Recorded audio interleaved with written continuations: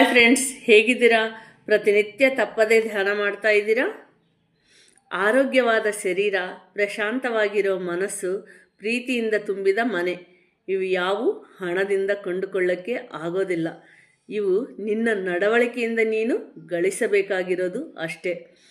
ಎಷ್ಟು ಸಹನದಿಂದ ಇರ್ತೀವೋ ಅಷ್ಟು ಅಗ್ರಸ್ಥಾನ, ಎಷ್ಟು ದೂರ ಇರ್ತೀವೋ ಅಷ್ಟು ಗೌರವ, ಎಷ್ಟು ಕಡಿಮೆ ಪ್ರೀತಿ ತೋರಿಸ್ತೀವೋ ಅಷ್ಟು ಮನಃಶಾಂತಿ, ಎಷ್ಟು ಕಡಿಮೆ ಮಾತಾಡ್ತೀವೋ ಅಷ್ಟು ಬೆಲೆ. ಇವು ಜೀವನದ ರಹಸ್ಯ. ನಮ್ಮ ಜೀವನದಲ್ಲಿ ನಡೆಯೋ 4 ವಿಷಯಗಳು ಏನದು?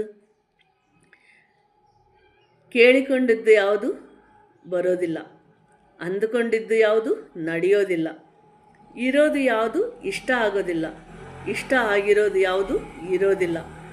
ಇವೆಲ್ಲ ಜೀವನದ ಸತ್ಯಗಳು. ಅತಿಯಾದ ಮಹತ್ವಾಕಾಂಕ್ಷೆ ಅಥವಾ ದುರಾಸೆ ಒಬ್ಬನನ್ನು ದುರ್ಬಲವನ್ನಾಗಿಯೂ ಭಯಭೀತವನ್ನಾಗಿಯೂ ಮಾಡುತ್ತೆ. ನಿಮ್ಮ ಗಮನವನ್ನು ನಿಮ್ಮತ್ತ ತಿರುಗಿಸಿ ಮತ್ತು ನೀವು ಹುಡುಕುವ ಆ ಶಕ್ತಿ ನೀವೇ ಆಗಿರುವ ಎಂದು ತಿಳಿದುಕೊಳ್ಳಿ. ನೋಡ್ರಿ, ಹೊರಗಡೆ ಎಲ್ಲೋ ಹುಡುಕಿದರೆ ನಮಗೇನೂ ಸಿಗೋದಿಲ್ಲ. ಫಸ್ಟು ನಾನು ಹೇಗೆ ಇದ್ದೀನಿ ಅನ್ನೋದನ್ನು ನಾನು ತಿಳ್ಕೋಬೇಕು. ನಮ್ಮಲ್ಲಿ ಆತ್ಮವಿಶ್ವಾಸ ಇದ್ದಾಗ ಎಲ್ಲವೂ ಸಾಧ್ಯ. ಧೈರ್ಯ ಎಂದರೆ ಕೇವಲ ಹೊಡೆದಾಟಕ್ಕಿಳಿಯುವುದಲ್ಲ, ಬದುಕಿನ ಸಮಸ್ಯೆಗಳಿಗೆ ಪರಿಹಾರ ಕಂಡುಹಿಡಿಯಬಲ್ಲ ಸಾಮರ್ಥ್ಯ.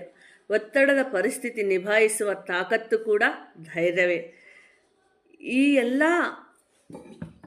ಇರೋದು ಆತ್ಮಶಕ್ತಿಯಲ್ಲಿ. ಅಂದರೆ ನಾನು ಎಲ್ಲದನ್ನು ನಾನು ಮಾಡಬಲ್ಲೆ, ನನಗೆಲ್ಲ ಆಗುತ್ತೆ ಅನ್ನೋ ಆತ್ಮಶಕ್ತಿ ನಮಗೆ ಬರಬೇಕು ಅಂತಂದರೆ ಪ್ರತಿನಿತ್ಯ ತಪ್ಪದೆ ಧ್ಯಾನ ಮಾಡಬೇಕು. ನಮ್ಮ ಈ ದೇಹಕ್ಕೆ ಶಕ್ತಿ ಕೊಡೋದು ಆಹಾರವಾದರೆ, ನಮ್ಮ ಒಳಗಡೆ ಇರುವ ಆತ್ಮಕ್ಕೆ ಶಕ್ತಿ ಕೊಡೋದು ಧ್ಯಾನ. ಪ್ರತಿನಿತ್ಯ ಇರುವ 24 ಗಂಟೆಗಳಲ್ಲಿ ಕನಿಷ್ಠ ಪಕ್ಷ 1 ಗಂಟೆ ಧ್ಯಾನ ಮಾಡಿದರೆ ನಿಮ್ಮಲ್ಲಿ ಆ ಆತ್ಮಶಕ್ತಿ, ಆತ್ಮಸ್ಥೈರ್ಯ ಜಾಸ್ತಿ ಆಗುತ್ತೆ. ನಿಮ್ಮ ಒಳಗಡೆ ಇರುವ ಆತ್ಮಶಕ್ತಿಯ ಬಗ್ಗೆ ನಿಮಗೆ ತಿಳಿಯುತ್ತೆ. ಅದಕ್ಕಾಗಿ ಪ್ರತಿನಿತ್ಯ ತಪ್ಪದೇ ಧ್ಯಾನ ಮಾಡಿ ಆನಂದವಾಗಿ ಜೀವಿಸಿ. Thank you.